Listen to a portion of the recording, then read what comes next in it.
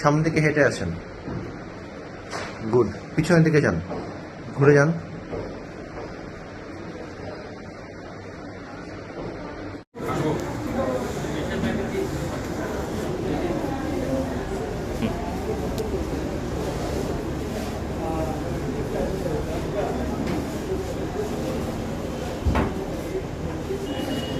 আপনি অপারেশন আগে যে ব্যথা নিয়ে ভর্তি হয়েছেন, এখন অপারেশন করার পরে বর্তমানে কি অবস্থা আছেন?